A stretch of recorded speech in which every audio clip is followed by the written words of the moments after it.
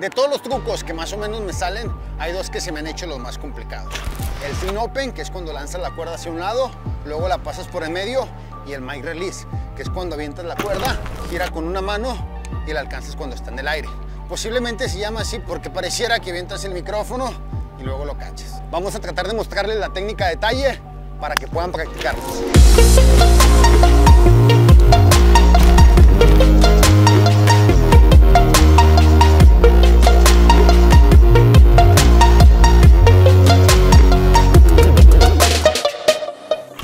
La base principal para ambos ejercicios es dominar los saltos laterales hacia ambos lados.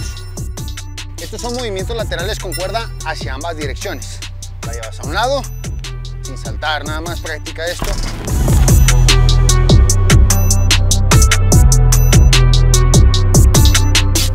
Este es un salto de mucha coordinación.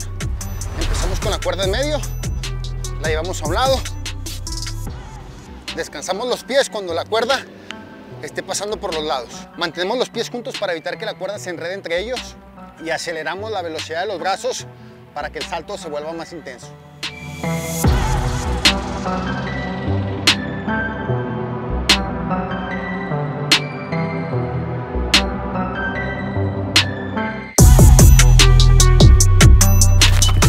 Este sí requiere un poco más de práctica, pero no se desesperen. Aplicando la técnica correcta, algo de paciencia, en poco tiempo lo domina. Lo primero es aprender a que la cuerda gire con una sola mano. Te pones en esta posición, avientas las piernas hacia atrás, la mano hacia adelante, empiezas a girar la mano aquí para que la cuerda agarre ritmo. Puedes ir dando vueltas. Ya que la tienes bajo control aquí, la puedes llevar a un lado y mantenerla girando. Luego la cambias de lado.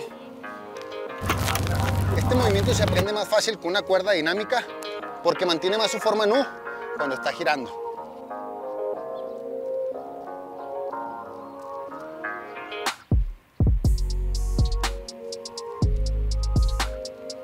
El segundo paso es el agarre o el catch. Pones el mango de la cuerda más o menos a esta altura, lo jalas y lo agarras.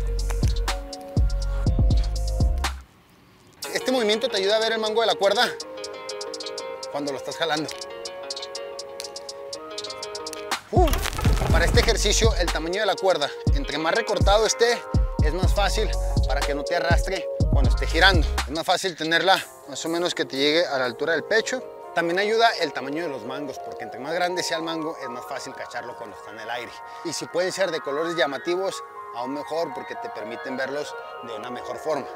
Y esta cuerda que utilizamos ya está disponible a partir de hoy. Pueden ordenarlas. Es una cuerda con un agarre cómodo, un diseño urbano, cables de alta velocidad, sus valeros en la parte de adentro para que gire más rápido y los mangos de un buen tamaño para que la pueda maniobrar con la máxima facilidad. No hemos hecho muchas con estos diseños. Si quieren conseguir una, les dejo este enlace. Después del giro y el agarre, ahora sigue el lanzamiento.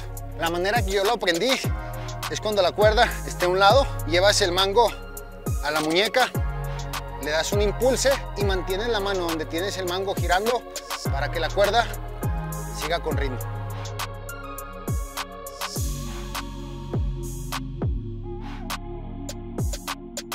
Cuando lleve de 1 a 2 vueltas, regresa la mano donde tienes el mango a su lugar, la otra va a regresar solita, ya solo abres la mano y cuando sientas el contacto, cierra la mano. Al principio es más fácil llevarla para un lado. Una vez que te acostumbres y te sientas cómodo, la puedes llevar al centro.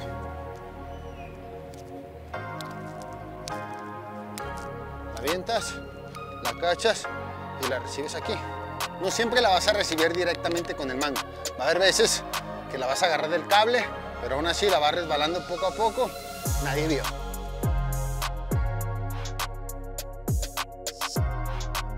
Ya que la puedes lanzar y recibir a un lado, ahora sí lo puedes practicar completo.